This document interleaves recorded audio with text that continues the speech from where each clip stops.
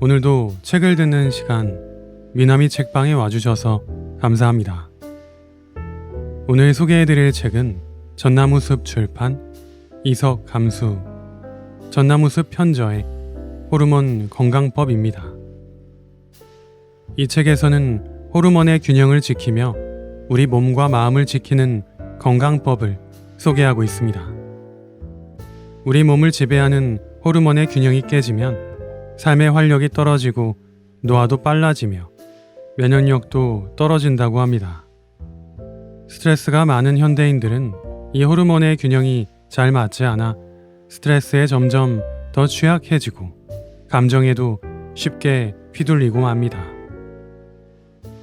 이 책을 통해 호르몬의 균형을 되찾고 건강하고 활력 있는 삶을 살 수 있는 방법을 알아볼 수 있습니다.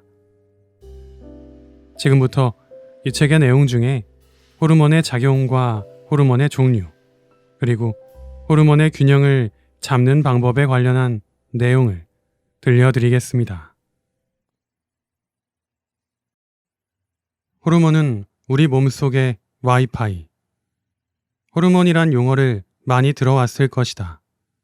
하지만 호르몬이 무엇인지를 구체적으로 아는 사람은 그리 많지 않다. 현재까지 의학적으로 알려진 호르몬의 종류는 약 3,000에서 4,000가지이지만 그 작용과 역할이 파악된 호르몬은 100여 가지에 불과하다. 그만큼 호르몬은 인간에겐 여전히 미지의 세계이다. 더구나 호르몬은 밀리그램 단위로 분비되는데 1mg은 0.001g으로 눈으로는 거의 알아볼 수 없을 정도의 극소량이다. 이렇게 적은 양이지만 적정량에 조금이라도 못 미치거나 넘치게 되면 우리 몸은 대혼란에 빠진다. 체내에 있는 유선 전하와 와이파이. 호르몬이란 단어는 불러일으키다, 자극하다, 흥분시키다 라는 의미이다. 그리스어 호르메인에서 유래했다. 어만 봐도 호르몬은 무언가 기존에 없던 새로운 역할이나 기능을 끌어내는 것이라고 유추할 수 있다. 호르몬의 의학적인 정의는 몸의 내분비샘에서 합성 분비되어 혈액 등의 체액을 통해 몸속 여러 기관으로 운반된 뒤 각 기관들이 제대로 기능할 수 있게 도와주는 화학 물질이다. 이는 호르몬이 체내 장기들의 생리적 기능을 조절하는 역할을 한다는 의미이다. 그러나 그 기능은 20세를 지나면서 서서히 떨어진다. 호르몬의 기능이 극도로 떨어지거나 균형이 무너지면 우리 몸은 빠르게 노화하고 쉽게 질병에 걸릴 수 있다. 우리 몸에는 두뇌와 간, 위, 췌장, 대장, 신장, 부신 등 많은 장기가 존재한다. 이들은 각각 고유의 기능을 수행하지만 전체적으로 보면 우리 몸은 하나여서 각 장기들은 필요에 따라 서로에게 신호를 보내 소통하고 함께 일한다. 사람들이 마주보고 대화하거나 전화기로 통화나 문자를 주고받으며 의사소통을 하는 것과 유사한 과정이 존재하는 것이다. 우리 몸은 체내 항상성을 유지하기 위한 두 가지 소통 시스템을 가지고 있다. 바로 신경계와 호르몬을 분비하는 내분비계이다. 강남 세브란스 병원의 안철우 교수는 신경계를 유선 전화에, 내분비계를 와이파이에 비유한다. 유선 전화는 빠르게 의사 전달이 가능하다는 장점이 있지만 통신선이 들어가지 않은 지역에 있는 사람과는 통화할 수 없다는 한계가 있다. 신속하게 의사소통을 할 수는 있지만 전 지역에서 사용하기는 힘들다. 반면 와이파이는 비록 신호가 약해서 데이터 전송 속도가 느릴 수는 있지만 광범위한 지역으로 전달이 가능하다. 신경계는 신경세포를 통해 서로 의사소통을 한다. 그 중에서도 뇌련에서 뻗어나온 신경섬유를 통해 직접 서로 연락한다. 마치 통신선을 통해 의사를 주고받는 유선 전화와 유사하다. 신경섬유 다발을 신경이라고 한다. 신경계 중 말초신경계의 하나인 자율신경계는 내장과 혈관, 호흡 등을 제어해 몸의 기능을 정상으로 유지하는 신경군이다. 자율신경계는 무의식적으로 작용하기 때문에 자신의 의지로 조절할 수 없다. 자율신경계는 몸이 깨어 있을 때 작용하는 교감신경계와 주로 자고 있을 때 작용하는 부교감신경계로 나뉜다. 반면에 내분비계는 신경섬유가 아닌 호르몬을 분비해 소통한다. 즉, 호르몬이 혈액 등의 체액을 타고 특정 세포나 장기로 흘러 들어가 서로 연락을 한다. 마치 광대역 와이파이처럼 작동해 멀리 있는 세포에까지 신호를 전달한다. 여기서 특정 세포나 장기란 해당 호르몬을 받아들이는 수용체가 있는 세포나 장기를 말한다. 호르몬은 해당 호르몬의 수용체가 없는 세포나 장기에는 아무런 영향을 미치지 못하고 반응도 하지 않는다.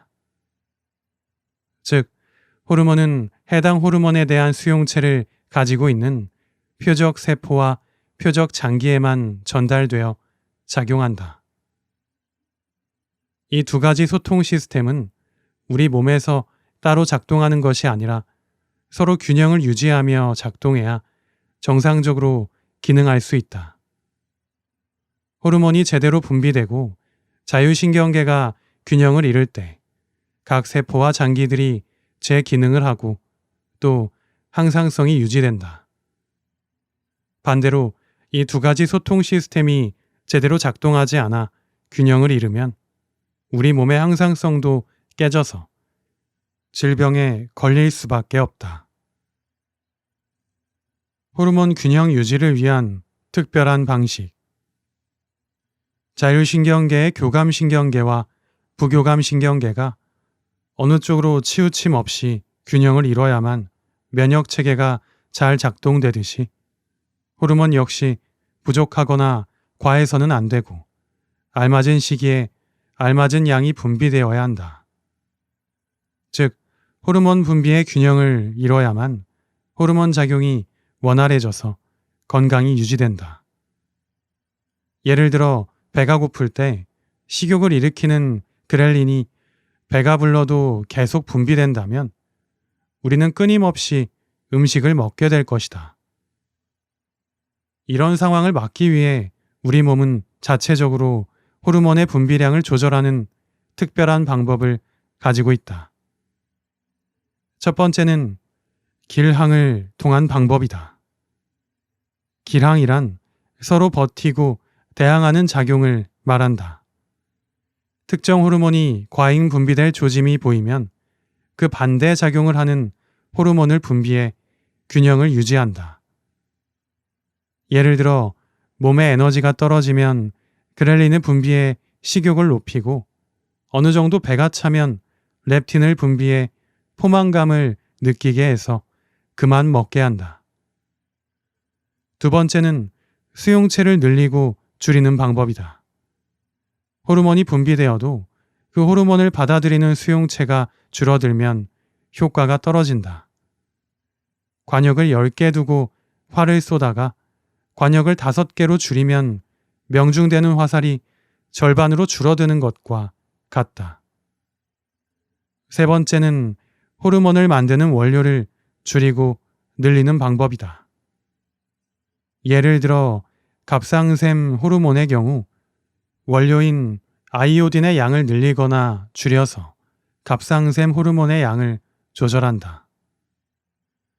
호르몬의 작용과 분비량, 기능 조절 방법을 보면 우리 몸이 얼마나 신비로운지 느껴진다.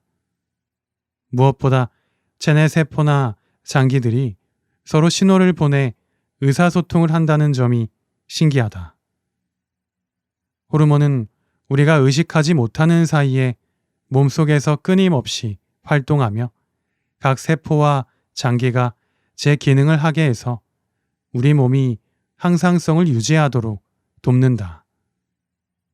호르몬은 우리의 건강을 지키기 위해서 오늘도 열심히 소통하고 있다. 내 감정의 주인은 호르몬? 인간은 감정의 동물이라 해도 과언이 아니다. 아침에 눈 뜰 때부터 밤에 잠들기 전까지 끊임없이 감정의 파도 속에서 흔들린다. 우울, 불안, 괴로움 등 부정적인 감정에 시달리거나 활력, 열정, 기쁨, 행복 등 긍정적인 감정을 느끼기도 한다. 어떤 상태에 있든 우리는 지속적으로 감정의 변화를 느낀다. 그런데 호르몬의 변화가 이런 감정의 변화에 큰 영향을 미친다는 사실을 아는가? 호르몬의 분비량과 농도 등에 따라 감정이 출렁인다. 또한 감정과 호르몬은 서로에게 영향을 미친다. 즉, 호르몬이 분비되어 감정이 변하기도 하고 감정이 달라지면 그에 맞는 호르몬이 분비되기도 한다. 감정과 관련해서 호르몬은 어떤 비밀을 간직하고 있는 것일까? 호르몬 작용으로 일어나는 감정의 변화.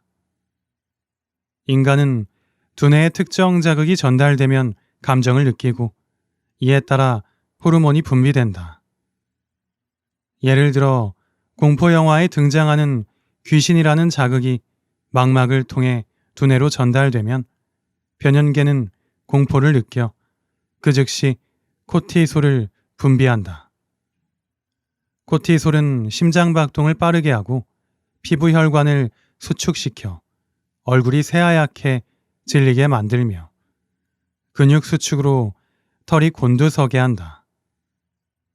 긍정적인 감정도 같은 원리로 호르몬을 분비한다.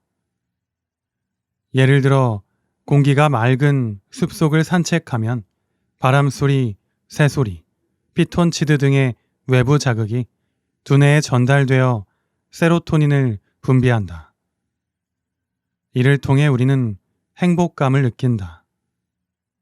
반대로 외부 자극 없이 호르몬이 단독으로 작용해 감정을 변화시키기도 한다.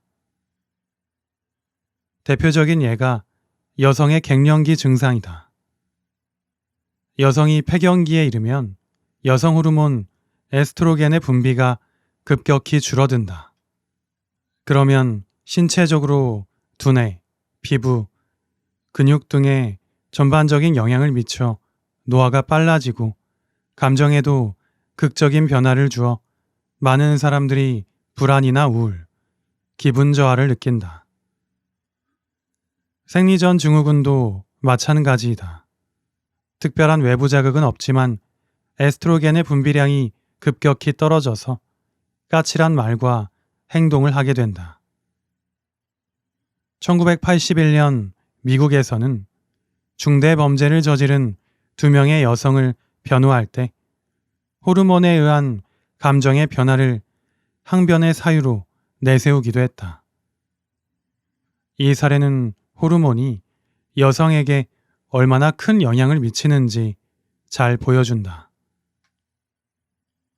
호르몬으로 인한 감정의 변화는 나이에 따라 달라지기도 한다.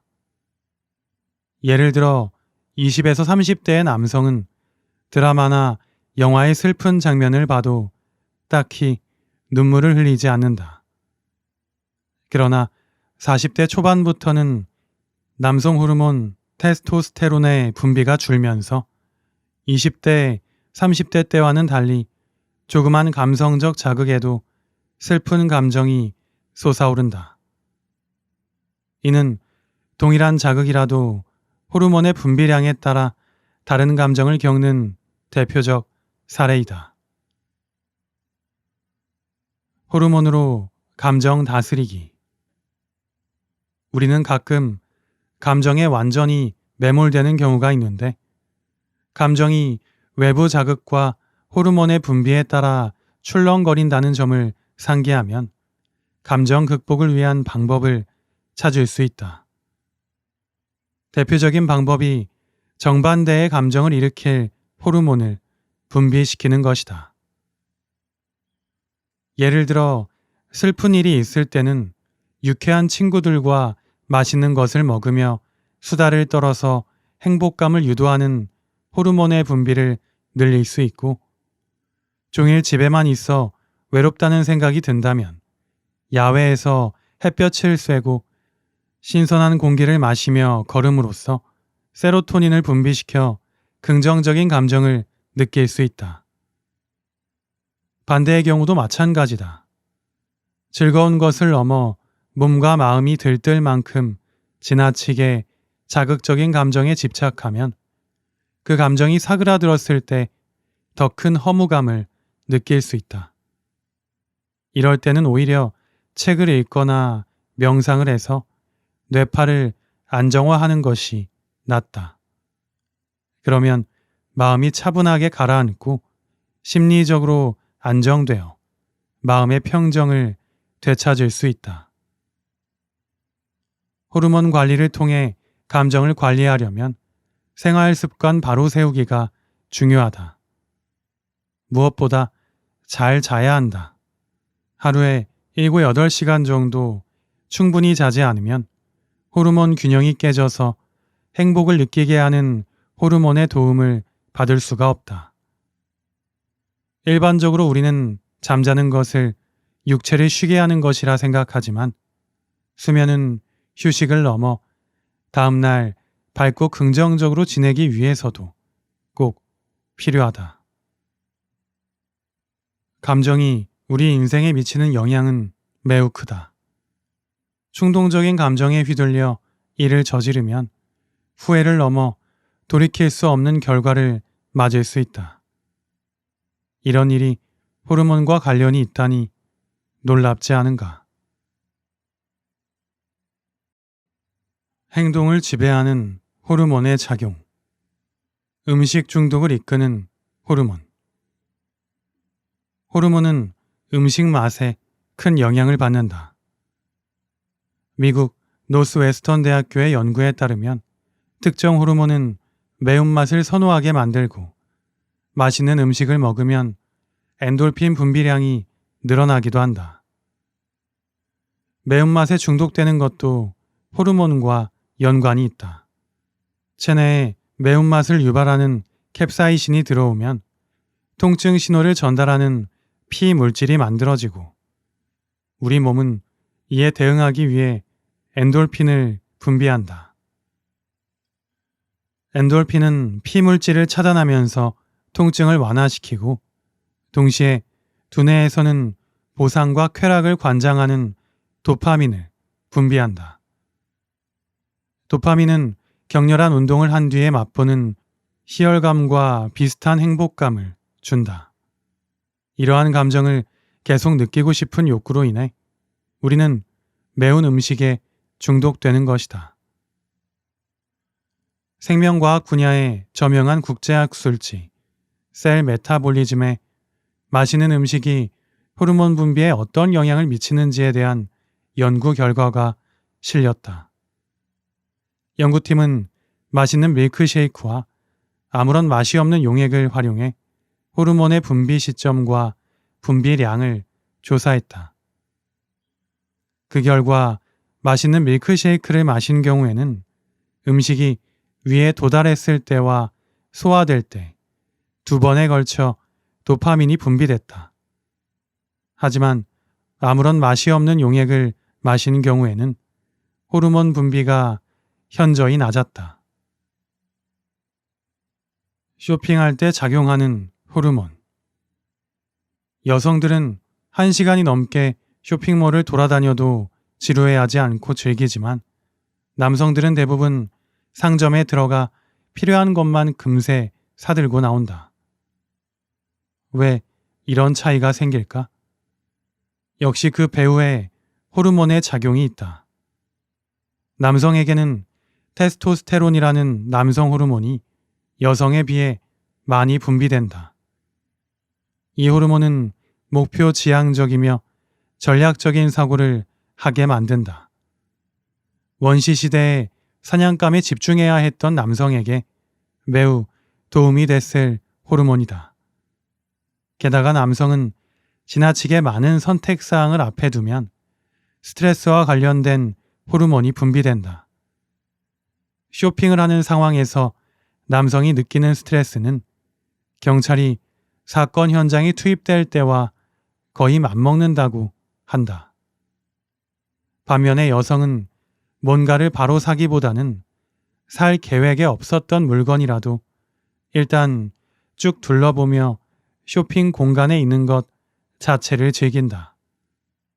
또한 임신을 했거나 출산한 여성들은 옥시토신이 더 분비되는데 이는 다른 사람의 조언을 믿게 만든다.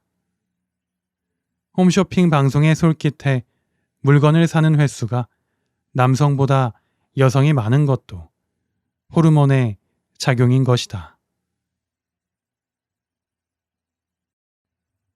건강과 장수를 책임지는 인슐린, 갑상샘 호르몬, 멜라토닌. 이번에는 우리에게 익숙한 호르몬인 인슐린, 갑상샘 호르몬, 멜라토닌에 대해 살펴보자. 이들은 의학적으로 같은 범주는 아니지만 공통점이 있다. 바로 건강과 장수에 적지 않은 역할을 한다는 점이다. 인슐린은 우리가 먹는 새끼 식사를 우리 몸에 필요한 에너지로 만들어주고 방패라는 어원을 가진 갑상샘 호르몬은 기초대사가 유지되도록 이끈다. 멜라토닌은 수면을 관장하며 면역력을 높이고 노화를 늦춘다. 우리 몸에서 분비되는 모든 호르몬이 다 중요하지만 이 세 가지 호르몬에 주목하면 건강히 오래 살 수 있다. 인슐린, 포도당을 세포에 전달하는 호르몬.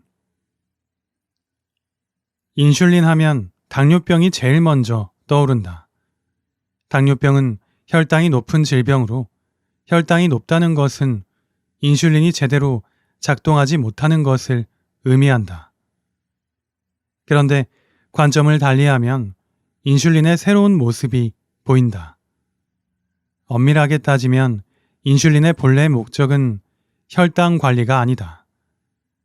인슐린은 췌장에서 분비되는 호르몬으로 마치 엄마처럼 세포에게 밥을 먹여 키우는 역할을 한다. 우리 몸에 들어온 탄수화물은 포도당으로 분해되는데 이때 인슐린이 세포에 특정 신호를 보내 그 포도당을 받아들이게 한다. 따라서 인슐린이 제대로 작동하지 않으면 세포는 영양분을 공급받지 못해 빠르게 노화되고 심한 경우 굶어 죽는다. 또 인슐린이 너무 적거나 혹은 기능에 이상이 생겨 세포에 특정 신호를 보내지 못하면 혈액 속에 포도당이 남아 돌아 결과적으로 당뇨병이 된다. 혈액 속에 포도당이 많아지면 이를 처리하기 위해 인슐린도 더 많이 분비된다. 그 과정이 반복되어도 한동안은 문제가 생기지 않지만 시간이 지나면 몸은 예전과 같은 방식으로 인슐린을 분비하지 못한다. 그리고 인슐린에 견디지 못하는 인슐린 저항성이 생기게 된다. 인슐린 저항성이란 혈당을 낮추는 인슐린에 대한 우리 몸의 반응이 정상적인 기준보다 감소해 인슐린의 작용이 더 이상 효과적으로 일어나지 않는 경우를 말한다. 인슐린은 혈당뿐만 아니라 지방도 조절한다.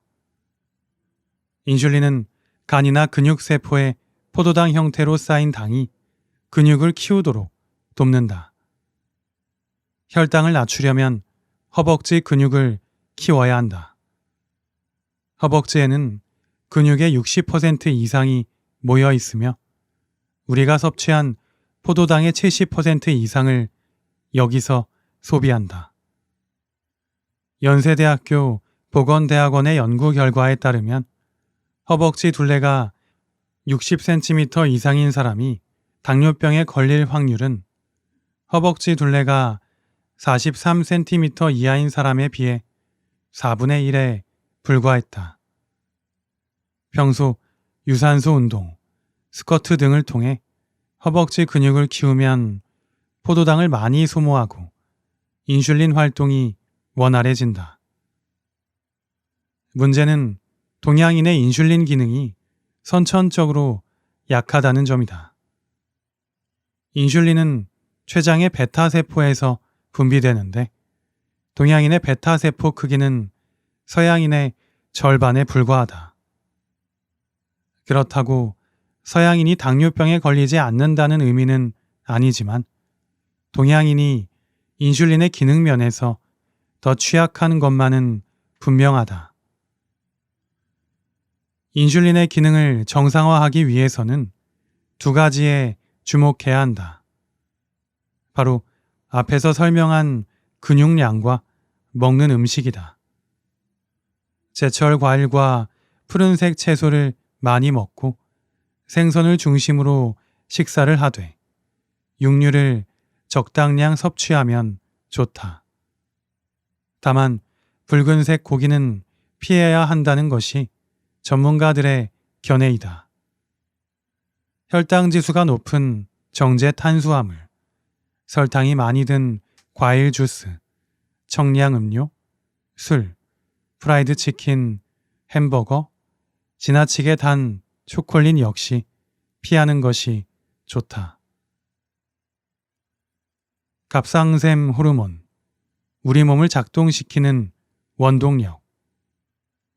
갑상샘 호르몬은 목의 앞쪽에 있는 갑상샘에서 분비된다. 참고로 2000년 이전에는 갑상선이라는 명칭을 썼지만 2001년부터 대한의사협회가 갑상샘으로 명칭을 바꾸었다. 명칭에 갑이 붙은 것은 그 모양이 한자 갑과 비슷하기 때문이다. 영어로는 스테로이드라고 하는데 방패라는 말에서 왔다. 이는 갑상샘이 우리 몸에서 하는 역할이 방패와 비슷하기 때문이다. 갑상샘의 기능은 부신과 아주 밀접한 연관이 있어서 서로 강력한 영향을 미친다. 갑상샘은 목 주위에 위치하면서 신진대사를 돕고 여러 가지 호르몬을 만드는데 그중 가장 중요한 호르몬이 티록신, 즉 T4이다. T4는 거의 활동하지 않지만 트리오오드티로닌, 즉 T3로 바뀌면서 활성화된다. T4를 T3로 바꾸려면 셀레늄이 필요하다. 갑상샘은 자동 온도 조절 장치와 비슷하다. 체온을 조절하고 칼로리를 태우며 에너지를 사용하라고 몸에 명령한다. 신진대사를 촉진하고 지방을 태우는 것은 T3다. 그런데 스트레스로 인해 코티솔 수치가 높아지면 T3 수치가 떨어지면서 우리 몸의 신진대사는 둔화된다. 게다가 코티솔 수치가 높아지면 우리 몸은 근육을 분해해 두뇌에 더 많은 포도당을 공급하라고 촉구한다. 근육이 줄어든 만큼 신진대사는 더 느려진다. 갑상샘 기능 저하증의 원인은 두 가지 중 하나다. 곧 뇌하수체가 갑상샘 자극 호르몬을 생산하지 않거나 갑상샘이 제대로 활동하지 않거나 둘 중 하나다. 여기에도 코티솔이 관여한다. 즉, 코티솔 수치가 높아지면 갑상샘 자극 호르몬과 같은 메신저 호르몬의 분비가 줄어든다. 이 호르몬의 분비량이 적을수록 갑상샘의 T4 생산량도 줄어든다. 갑상샘 호르몬은 특정 장기와 세포에 작용하는 일반 호르몬과 달리 거의 모든 체내 대사에 관여한다. 몸을 작동시키는 원동력으로 두뇌, 고환, 자궁 등 우리 몸의 주요 기관에 있는 세포들의 산소 소비를 촉진하고 교감신경계를 항진시켜 심박수를 높이고 호흡이 잘 이루어지도록 한다.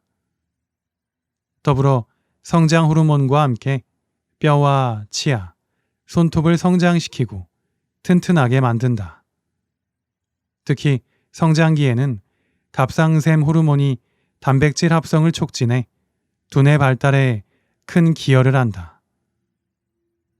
두뇌의 90% 이상이 발달하는 1세에서 4세 사이에 갑상샘 호르몬이 제대로 작용하지 않으면 정신지체 장애와 같은 성장 장애가 올 수도 있다. 갑상샘 호르몬에 문제가 생겨서 과잉 분비되면 몸은 가속도가 붙은 것처럼 맹렬하게 일을 한다. 그래서 식욕이 급격하게 늘고 심장 박동이 빨라진다. 몸 자체가 과열된 상태이기 때문에 더위를 유난히 참지 못하는 증상도 나타난다. 반대로 적게 분비되면 몸은 아예 일을 하지 않으려 한다.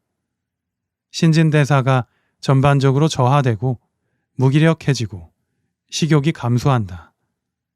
심장 박동수도 떨어지기 때문에 추위를 견디지 못한다.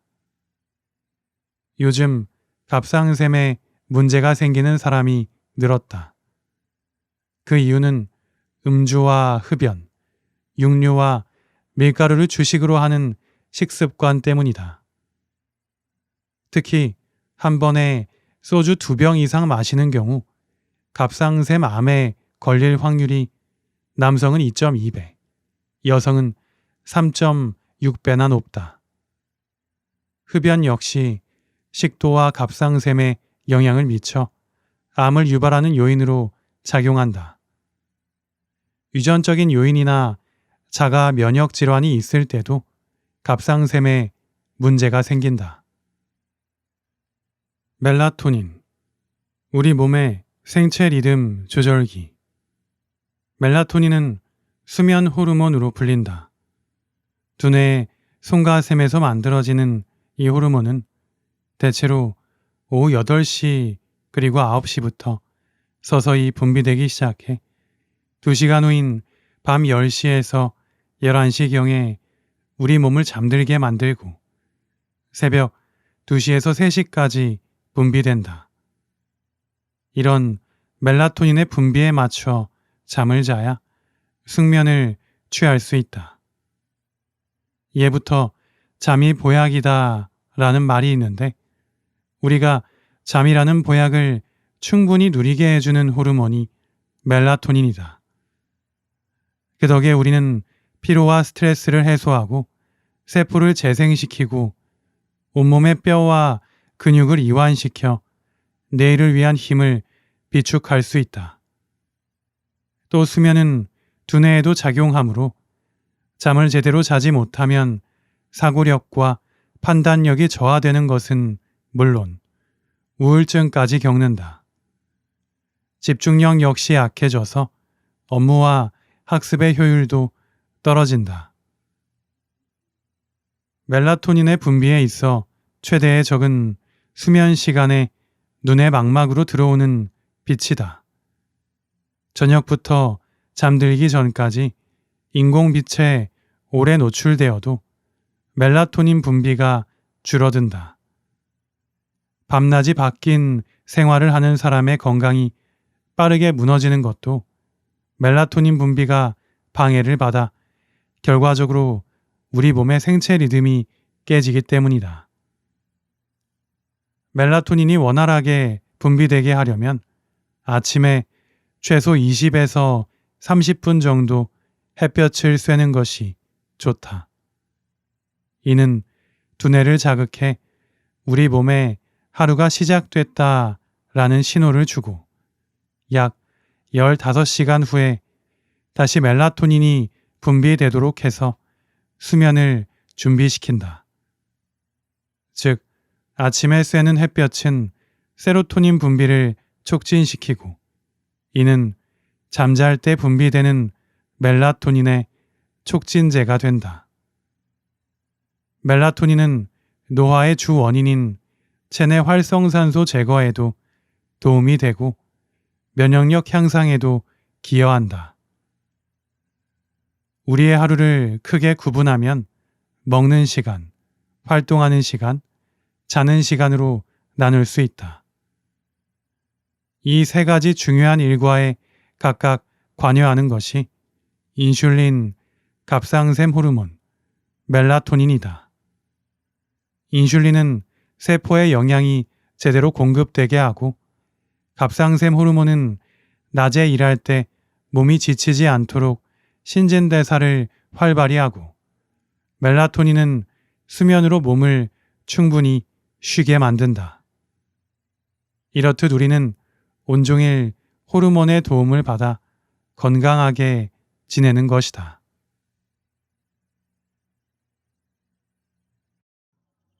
사랑과 행복을 느끼게 하는 옥시토신과 세로토닌. 어떻게 살고 싶으세요? 이 질문의 대부분의 사람들은 사랑하는 사람과 행복하게 살고 싶다 라고 답할 것이다. 사랑과 행복을 동시에 갖는다고 하면 최고의 인생이다. 우리 몸에는 이 두 가지를 가능케 하는 호르몬이 있다. 사랑의 호르몬 옥시토신과 행복의 호르몬 세로토닌이 그 주인공이다. 옥시토신과 세로토닌은 삶의 질과 관련이 깊은 호르몬이다. 몸의 기능과도 연결되어 있지만 무엇보다 정신 건강에 큰 영향을 미치기 때문에 적정량이 분비되지 않으면 삶이 전반적으로 우울해질 수 있다. 옥시토신, 따뜻함, 감사함을 느낄 때 활성화. 흔히 옥시토신은 사랑과 포용의 호르몬이라고 불린다. 사람과 사람 사이의 거리를 좁히고 따뜻한 마음이 들게 하며 공감을 만들어내기 때문이다.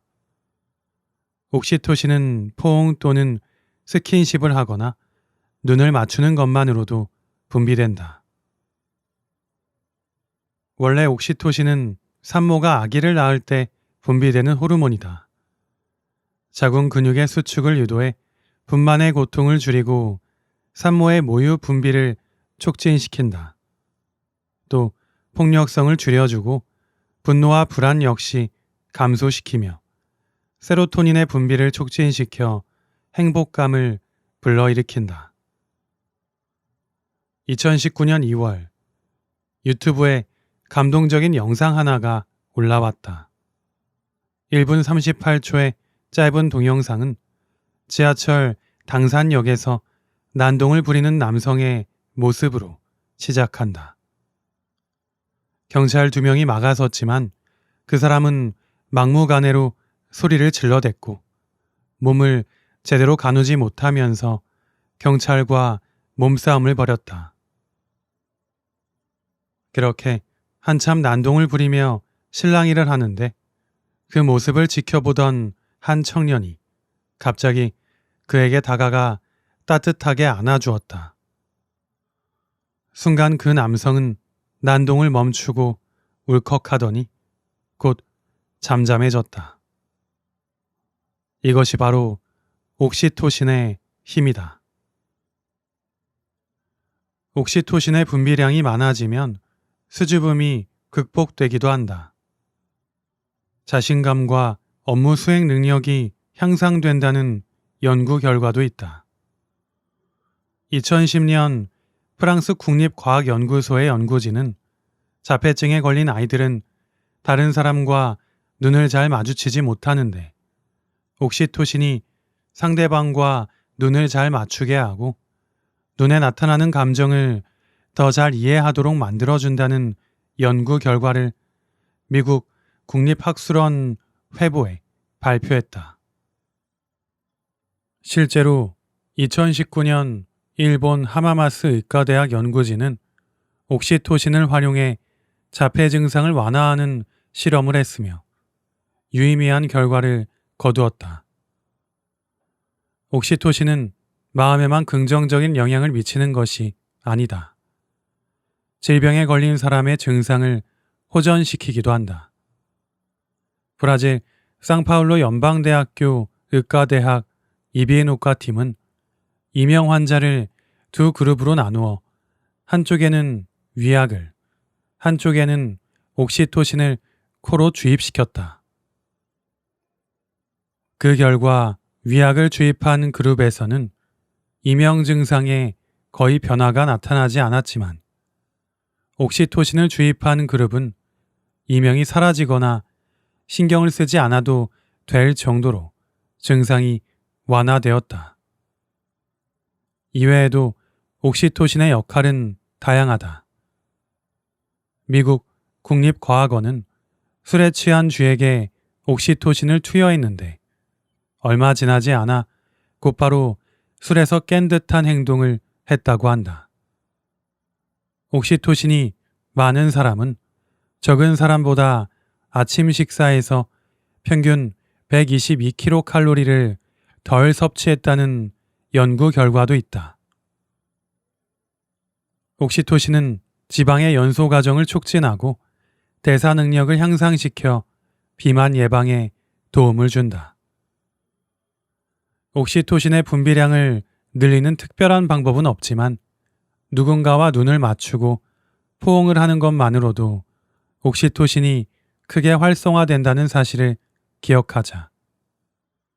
실제로 주인과 반려견이 눈을 맞추고 포옹을 하자 주인의 옥시토신 농도가 300% 향상되고 반려견은 130% 정도 높아졌다고 한다. 연인, 아내나 남편, 자녀를 사랑하는 마음으로 꼭 안아주는 것만으로도 우리는 마음의 평화를 느끼고 행복을 누릴 수 있다. 늘 감사하는 마음을 갖는 것도 중요하다. 지금의 나는 주위 사람들의 도움으로 이루어졌음에 감사하고 큰 문제 없이 잘 살아가고 있음에 감사하면 옥시토신이 증가하는 동시에 세로토닌이 활성화된다. 다른 사람에게 친절을 베풀 때도 마찬가지이다. 세로토닌, 인지 기능에도 관여. 세로토닌이 정상적으로 분비되는 사람은 쾌활하고 활력이 넘치며 인생을 의욕적으로 살아간다.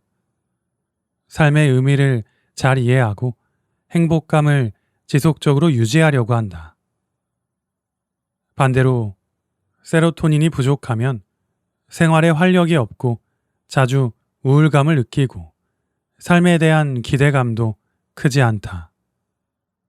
결국 한 사람이 가진 행복의 양은 세로토닌 분비량과 비례한다고 해도 과언이 아니다.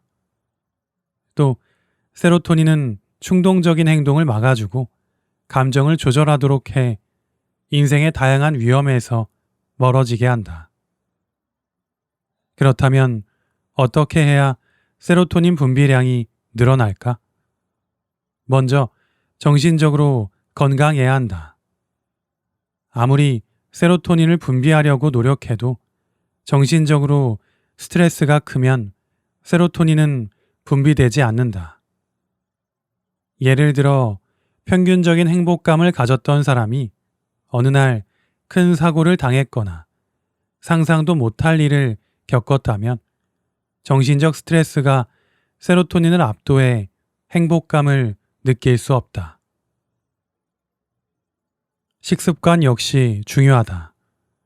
세로토닌이 생성되려면 체내에 단백질을 구성하는 기본 단위인 아미노산이 충분해야 한다. 그렇기에 아미노산이 부족한 식습관을 이어갈 경우 행복감을 느끼는 것이 쉽지 않다. 아미노산 중에서도 트립토판이라는 물질이 중요하다. 기분이 우울할 때 초콜릿을 먹으면 기분이 다소 풀리는 것도 초콜릿에 트립토판이 들어있기 때문이다. 그러니 세로토닌을 충분히 만들려면 트립토판이 풍부한 돼지고기, 오리고기, 생선, 시금치, 브로콜리, 견과류 등을 충분히 섭취하자. 세로토닌은 행복감에만 관여하는 것이 아니다. 인지기능, 소화기능, 피로감, 성적 충동에도 영향을 미친다. 우선 세로토닌이 부족하면 두뇌는 인지 능력을 강화할 수가 없다. 존스 홉킨스 대학교 연구팀에서 조사한 바에 따르면 세로토닌이 감소하는 순간부터 기억력이 저하되고 두뇌의 인지 기능도 동시에 떨어진다고 한다. 장기간 이런 상황이 지속되면 결국 치매와 알츠하이머에 걸리게 된다. 세로토닌의 95%는 장이 꿈틀 운동을 할 때 분비되고 두뇌에서 분비되는 양은 5% 정도에 불과하다. 장이 꿈틀 운동을 제대로 해서 소화, 흡수, 배설이 원활하면 세로토닌이 충분히 분비되어 마음도 평온해진다. 반면에 세로토닌이 부족하면 만성 소화불량에 시달리고 늘 피로할 수밖에 없다. 평소 세로토닌이 충분히 분비되게 하려면 세로토닌이 합성되는 골든타임을 알아야 한다. 기상 후 2시간이 골든타임인데 아침에 눈을 떴을 때 눈의 망막으로 햇빛이 들어가면 세로토닌 신경을 자극해 세로토닌이 합성된다. 이때 식사를 간단히 하고 따뜻한 물로 샤워를 하면 혈액순환이 촉진되고 두뇌와 몸의 기능이 활성화되어 하루 종일 행복감을 유지할 수 있다. 햇볕을 잘 쬐는 것도 중요하다. 야외에서 햇볕을 쐬며 20에서 30분 정도 산책을 하면 하루를 행복하게 할 세로토닌이 충분히 분비된다. 식욕을 조절하는 그렐린과 렙틴. 우리 몸은 생명을 유지하고 건강히 활동하기 위해 살아있는 동안 끊임없이 영양분을 공급받아야 한다. 그렇다고 과잉 공급되어서는 안 된다. 영양이 부족하면 영양 결핍이고 과하면 비만이 되는데 둘 다 생명과 건강 유지에 치명적이기 때문이다. 그렇다면 영양 공급이 적절히 이루어지고 있다는 건 어떻게 알 수 있을까? 우리 몸에서 영양 공급을 균형 있게 조절해주는 일정한 신호 같은 것은 없을까? 있다. 바로 그렐린과 렙틴 호르몬이다. 몸에 영양이 부족하면 그렐린이 분비되어 꼬르륵 소리를 내서 식사할 때임을 알려주고 영양이 충분하면 렙틴이 분비되어 포만감의 신호를 보낸다. 잠을 못 자고 끼니를 거르는 건 비만의 지름길. 그렐린은 위에서 분비되는 호르몬이다. 위가 비고 새로운 영양분이 필요할 때 두뇌에 공복 상태를 전하고 꼬르륵 소리를 내 식사할 때임을 알려주기에 공복 호르몬이라고도 한다. 반대로 렙틴은 지방세포에서 분비되는데 포만감을 느끼게 해 더 이상의 음식 섭취를 차단하는 식욕 억제 호르몬이다.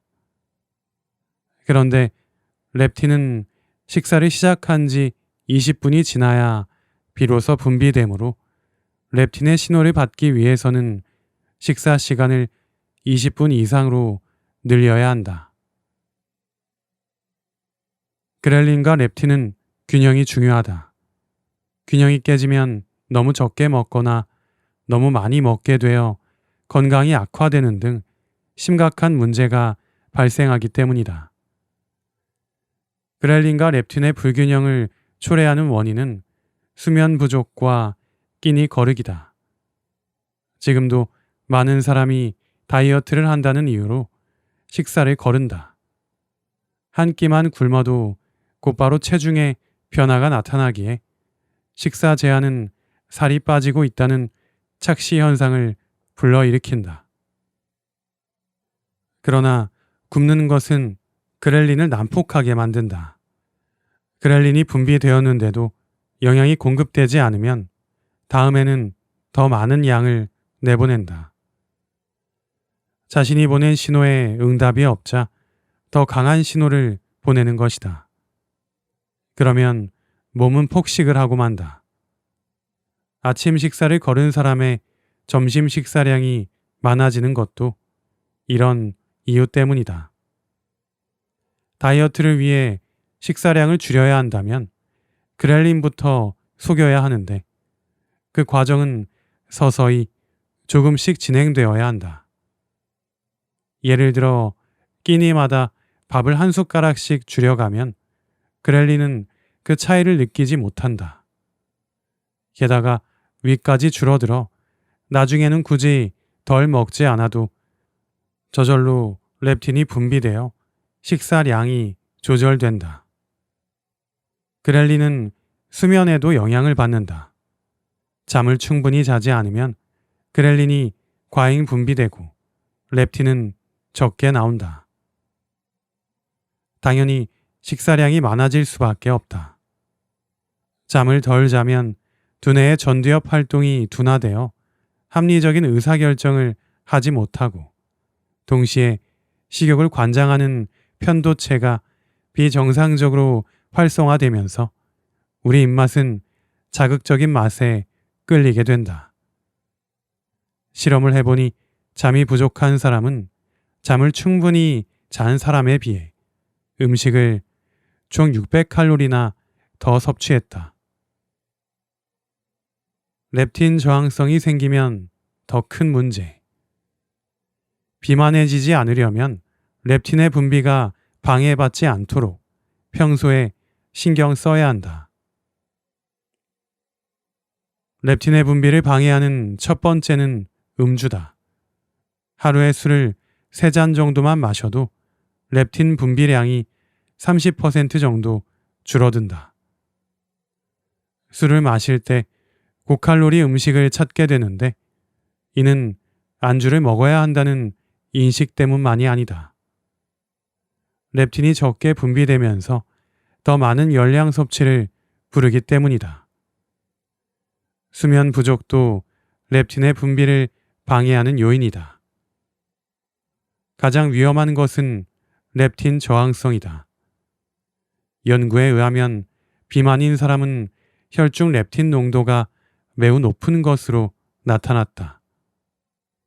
렙틴이 많이 분비되면 일반적으로 식욕이 억제되어야 하지만 이런 사람들은 렙틴에 저항하는 능력, 즉 렙틴 저항성이 생겨서 렙틴이 많이 분비되어도 거기에 반응하지 못하는 것이다. 음식을 바르게 먹는 것이야말로 건강을 좌우하는 결정적인 요인이다. 그런 점에서 식욕을 기량적으로 조절하는 그렐린과 렙틴의 적절한 관리가 중요하다.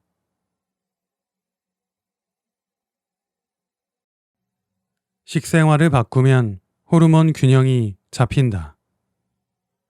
호르몬의 분비에 있어서 가장 중요한 것 하나를 꼽으라면 바로 균형이다. 호르몬의 균형이 깨지는 순간 우리 몸의 건강도 깨지기 때문이다. 호르몬은 몸에 미치지 않은 곳이 없을 정도로 광범위하게 작용하기 때문에 호르몬 균형에 문제가 생기면 정상적인 생활이 힘들어진다. 하지만 현대인의 생활은 호르몬 균형 유지와는 거리가 먼 경우가 많다. 너무 늦게 자거나 밤낮이 바뀌는 생활을 하고 달고 기름진 식사를 하고 운동을 멀리하고 술을 많이 마시며 스트레스에 시달리는 생활은 모두 호르몬의 정상적인 분비와 균형을 깨트리는 대표적인 요인들이다. 그 중에서 가장 기본적인 것은 식생활이다. 호르몬이 원활하게 분비되려면 먼저 영양소를 골고루 섭취해야 한다. 우리가 매일 먹는 음식을 통해 만들어지는 에너지와 온몸으로 전해지는 영양분은 호르몬을 만드는 재료가 된다. 무엇을 어떻게 먹느냐가 얼마나 호르몬의 분비를 활성화하느냐와 밀접한 연관이 있다. 그동안 육식 중심의 식단, 과식과 폭식, 야식 등으로 균형이 깨진 식생활을 했더라도 다음에 소개하는 식생활로 바꾸면 혈액이 깨끗해지고 혈관이 건강해져서 호르몬 균형이 잡히고 호르몬의 작용 또한 균형을 이룰 수 있다. 좋은 지방을 섭취하자. 지방은 몸에 좋지 않다고 생각하는 경우가 많지만 모든 지방이 몸에 좋지 않은 것은 아니다. 불포화 지방산, 특히 오메가3 지방산은 몸에 좋은 지방으로 프로게스테론, 에스트로겐 등의 호르몬 조절을 돕는다. 또한 혈중 콜레스테롤 수치를 떨어뜨리고 혈관을 깨끗하게 해서 호르몬을 각 세포와 장기에 원활히 전달한다. 오메가3 지방산이 풍부한 식품으로는 등푸른 생선과 올리브유, 아마씨, 견과류 등이 있으니 평소 적절하게 섭취하자. 단백질은 충분히 섭취하자. 호르몬 생성의 가장 중요한 영양소는 단백질이다. 단백질은 동물성 단백질과 식물성 단백질로 나뉜다. 동물성 단백질은 식물성 단백질보다 필수 아미노산이 더 많이 들어있지만 포화 지방, 즉 나쁜 지방이 많다는 단점이 있다. 포화 지방을 많이 섭취하면 염증을 유발하고 혈액이 더러워져 심혈관 질환에 걸릴 수 있다. 따라서 동물성 단백질과 식물성 단백질을 균형 있게 섭취하는 것이 무엇보다 중요하며 반드시 제일 좋은 단백질을 섭취해야 한다. 아미노산의 구성을 생각하면 동물성 단백질과 식물성 단백질을 반반씩 섭취하는 것이 가장 좋은데 전체 단백질 섭취량 중 동물성 단백질은 최소 30% 이상 먹어야 한다. 동물성 단백질이 풍부한 식품은 소고기, 돼지고기, 생선, 치즈, 달걀, 우유 등이고 식물성 단백질이 풍부한 식품은 잎채소, 씨앗류, 견과류, 콩류, 통곡류 등이다. 단백질이 부족할 때 생기는 증상은 호르몬의 이상이 있을 때 나타나는 증상과 비슷하다. 일단 단 음식이 먹고 싶어진다. 단백질의 중요 기능의 하나가 혈당을 안정화하는 것이어서 단백질을 충분히 섭취하지 못하면 혈당이 요동치면서 혈당을 빠르게 올리려는 욕구가 강해져서 이런 현상이 나타난다. 머리가 몽롱해지는 것도 단백질 부족 증상 중에 하나이다. 단백질이 두뇌에 영양분을 공급하는 역할을 하기 때문이다. 이외에도 기운이 없거나 머리카락이 빠지는 증상이 생긴다. 이러한 증상이 나타나면 호르몬도 위험한 상태라는 것을 즉시 알아채야 한다. 해조류는 적당량 섭취하자. 갑상샘 호르몬의 원료인 아이오딘이 많이 들어있는 김, 미역, 다시마 등의 해조류를 적당량 섭취하는 것도 중요하다. 갑상샘 호르몬은 우리 몸의 대사 속도를 조절하는 역할을 한다. 체온 유지와 세포의 대사를 촉진하고 두뇌와 각 장기의 기능도 돕는다. 하지만 갑상샘 호르몬은 과해도 부족해도 문제다. 너무 과하면 바세도우병 같은 갑상샘 기능 항진증에 걸리고 너무 부족하면 온몸의 대사가 저하된 상태로 크레틴병 같은 갑상샘 기능 저하증에 걸리기 쉽다. 따라서 해조류는 적당량 섭취하는 것이 좋다. 식이섬유는 충분히 먹자. 호르몬이 각 세포와 장기에 도달해 원활한 작용을 하기 위해서는 혈액이 깨끗하고 혈관이 건강해야 한다. 그러려면 무엇보다 장이 건강해야 한다. 장 건강에 좋은 영양소는 식이섬유가 최고다. 식이섬유는 유익균의 먹이가 되어 장내 환경을 건강하게 만들고 중성지방, 혈중 콜레스테롤, 각종 독성 물질을 체외로 배출하기 때문이다. 하지만 과잉 섭취하면 오히려 변비가 생기는 부작용을 일으키니 적당하게 먹고 식이섬유가 풍부한 채소들은 소화 효소로는 잘 분해되지 않으니 많이 씹어 먹는 것이 좋다. 물은 충분히 마시자. 우리 몸은 호르몬을 비롯해 소화액, 혈액, 산소, 영양소 등의 체내 물질이 원활히 순환해야 건강한 상태를 유지한다. 물은 이러한 체내 물질의 순환에서 필수적인 역할을 한다. 노폐물과 독성 물질이 배출되는 것도 혈액이 묽어지는 것을 예방하는 것도 물의 역할이다.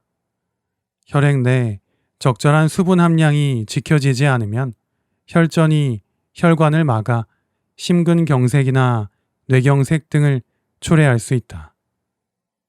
그러니 목이 마르지 않더라도 물은 수시로 마셔야 한다.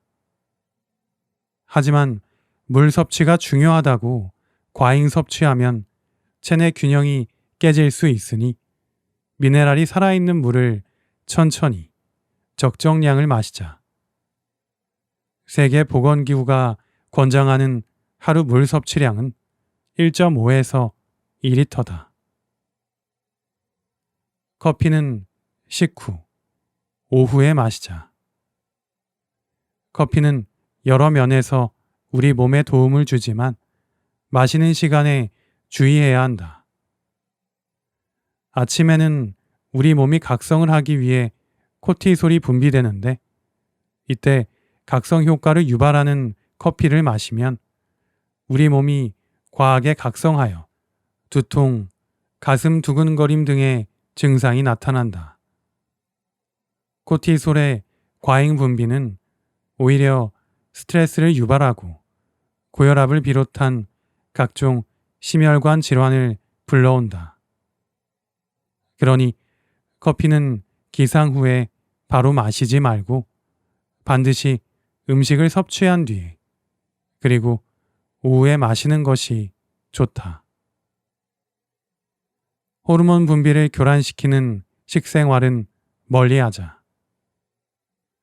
아무리 맛있어도 몸에 좋지 않은 음식은 결국 호르몬 분비에 나쁜 영향을 미친다.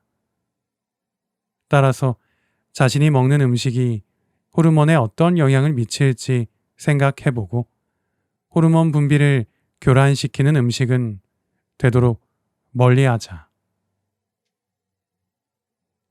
당지수가 높은 음식. 당지수, GI란 탄수화물이 포함된 음식을 섭취했을 때 식후에 혈당이 얼마나 빠르게 상승하는지를 알려주는 지표이다. 단순 포도당 50g을 섭취했을 때의 혈당 상승 속도를 100으로 잡는데 당 지수가 70 이상이면 당지수가 높다고 말하고 55 이하면 낮다고 한다.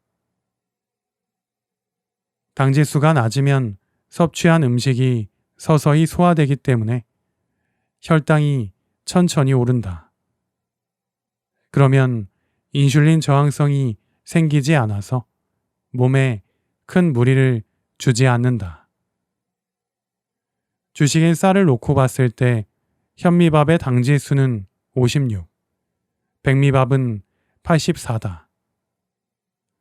일반적으로 백미밥을 먹고 나면 속이 든든하다라는 느낌이 드는데 이는 혈당이 빠르게 치솟아서 몸에 순간적인 에너지가 생기기 때문이다. 하지만 건강 면에서 보면 썩 좋은 현상은 아니다. 빠르게 치솟은 혈당은 빠르게 떨어져 더 허기를 느끼게 하고 다음 식사 전에 간식을 먹거나 혹은 배고픔을 참다 결국 폭식을 하게 만든다. 이 과정에서 인슐린이 급격하게 분비되고 혈액이 끈적끈적해진다. 이는 당뇨병을 유발하고 비만, 고혈압, 고지혈증, 심장병 등 각종 심혈관 질환의 원인이 된다. 당지수가 높은 음식은 정제된 곡물, 과자, 빵, 패스트푸드 등이고 토마토, 귤, 사과, 양배추, 우유 등은 당지수가 낮다. 더불어 식사를 천천히 하는 것도 중요하다. 렙틴은 식사를 시작하고 20분 뒤에 분비되기 때문에 밥을 빨리 먹을 경우 많이 먹게 되어 식사 후에 고통스러운 포만감을 느끼게 된다. 가공식품, 햄, 소시지 등의 가공육을 비롯해 다양한 가공식품에는 화학 첨가물이 함유되어 있다. 이러한 물질들은 신진대사에 문제를 일으키고 호르몬의 불균형을 초래한다. 특히 코티솔을 과잉 분비시켜 신경과민을 일으킬 수 있다. 트랜스 지방. 트랜스 지방은 체내에 들어오는 불포화 지방을 밀어내고 혈관 청소부인 HDL 콜레스테롤이 제 기능을 하지 못하도록 변형시켜서 세포 독성과 혈관 독성을 유발한다. 트랜스 지방은 주로 케이크, 빵, 가공 초콜릿, 감자튀김, 피자, 팝콘, 튀김류 등에 많이 들어있다. 통조림 식품과 캔 음료. 통조림 식품과 캔 음료의 캔 안쪽에는 녹슬지 않도록 보호용 코팅제인 비스페놀 A가 사용된다. 비스페놀 A는 체내에 들어와 정상적인 호르몬 분비를 방해하고 교란시키는 대표적인 환경 호르몬이다. 2017년 한양대학교 식품영양학과 엄혜선 교수팀은 대형 마트에서 파는 통조림 식품과 캔음료 등 25종을 조사한 결과 21종에서 비스페놀 A가 검출됐다고 발표했다. 물론 검출량이 우려할 만한 수준은 아니었지만 그렇다고 안심할 수는 없다. 자주 먹을수록 이 비스페놀 A가 체내에 많이 유입되므로 아예 멀리할 수 없다면 섭취 횟수를 최소화하자. 감정적 식사. 스트레스를 받으면 세로토닌 수치가 떨어진다. 세로토닌이 부족해지면 두뇌에서 배고프다는 신호를 보내고 몸은 단맛이 나는 음식을 찾는다. 이때의 배고픔은 가짜 배고픔이다. 또 스트레스를 받으면 코티솔이 분비된다. 코티솔은 식욕을 억제하는 렙틴을 줄여 식욕이 돌게 만든다. 이렇게 스트레스 상황에서는 세로토닌의 저하와 코티솔의 증가가 복합적으로 작용해 가짜 배고픔을 느끼게 하고 자극적인 음식을 찾게 만들어 자칫 비만이 되기 쉽다. 야식. 밤 9시 이후에는 절대 음식을 먹어서는 안 된다. 밤에는 장의 활동이 현저히 떨어져서 같은 양의 음식을 섭취해도 제대로 소화시키지 못해 장에 노폐물을 가득 남기게 된다. 또 야식을 하면 식욕 조절 호르몬도 교란된다. 그리고 아침에 분비되어야 할 스트레스 대처 호르몬인 코티솔이 분비되지 않으니 스트레스에 극도로 취약한 몸이 되고 만다.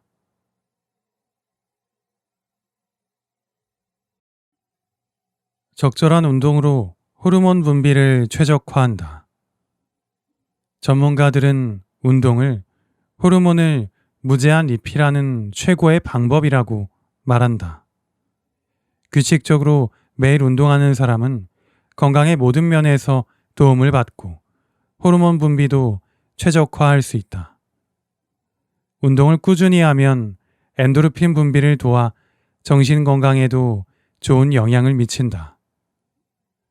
엔도르핀은 기분을 좋게 하고 각성 효과를 높이며 스트레스 호르몬을 전부 소모해 마음을 안정시키고 우리 몸으로부터 먹으라는 신호를 거두어들여 식욕 억제에도 도움을 준다.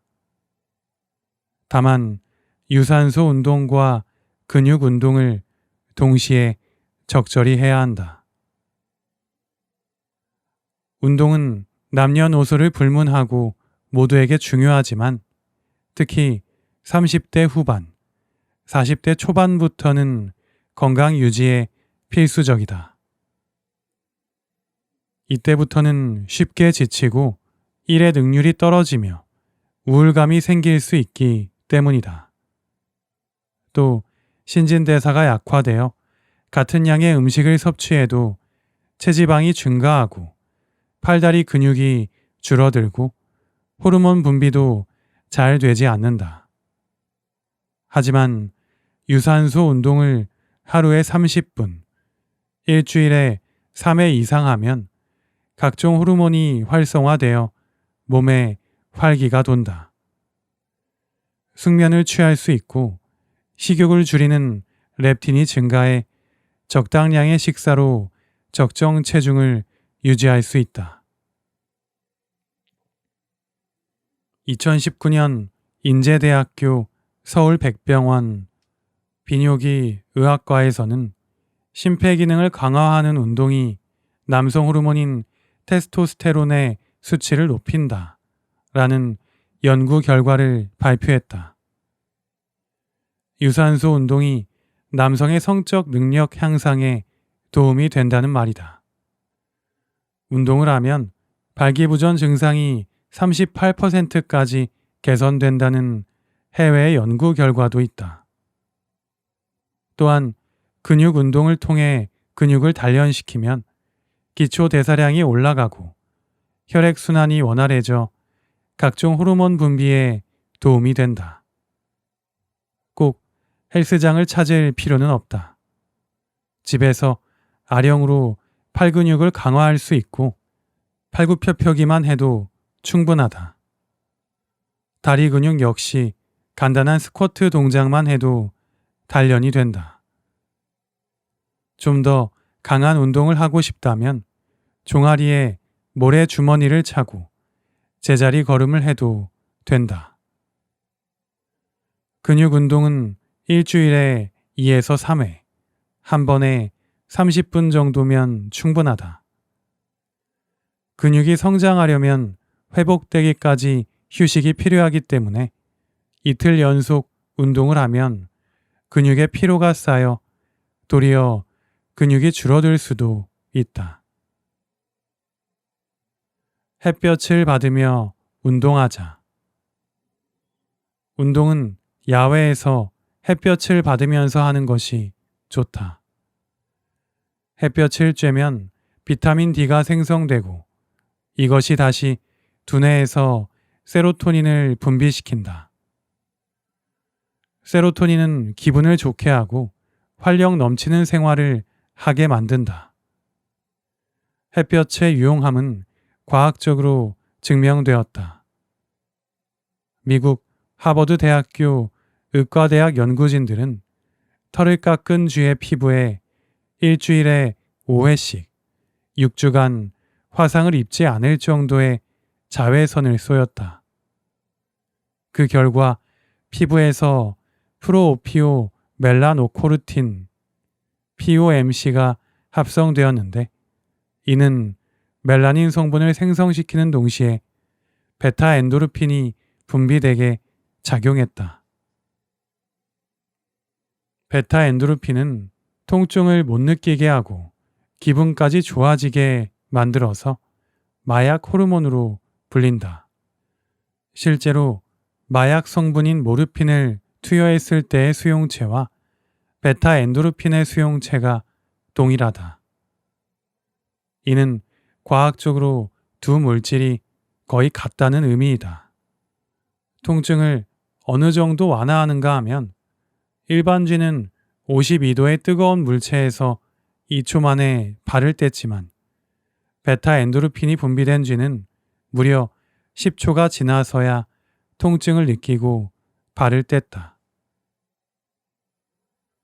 운동은 적당히 하자. 운동을 할 때 주의할 것이 있다. 운동을 너무 지나치게 하면 코르티솔 수치가 과도하게 증가해서 오히려 몸에 부정적인 영향을 준다는 것이다. 사실 운동은 우리 몸에 억지로 자극을 주는 활동이기에 적당한 운동은 활력을 주어 몸 전체를 활성화시키지만 너무 과하면 무기력증 등을 불러올 수 있다. 특히 음주 다음 날 운동을 무리하게 하면 오히려 근육이 손실된다. 음주 다음 날엔 근육 운동보다는 영양을 충분히 섭취해 숙취를 해소하면서 스트레칭과 가벼운 운동으로 몸에 활력을 주는 것이 낫다.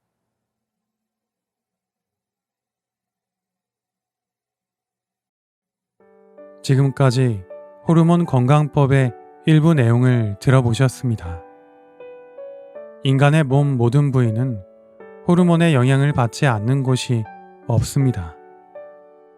호르몬이 정상적으로 작용하면 우리 몸은 아무 문제가 없지만 호르몬의 균형을 잃기 시작하면 우리 몸에 문제가 생기기 시작합니다. 그런데 우리가 살고 있는 환경은 호르몬의 기능을 저하시키는 환경에 가깝습니다. 그렇기에 많은 사람들이 호르몬의 균형을 잃은 채 호르몬의 노예로 살아가고 있습니다. 우리가 호르몬의 노예가 아닌 주인으로 살기 위해서는 오늘 들려드린 내용처럼 호르몬의 역할을 알고 호르몬의 균형을 유지하기 위한 건강한 생활 습관을 길러야 할 것입니다. 오늘도 소중한 시간 미나미 책방과 함께 해주셔서 감사합니다.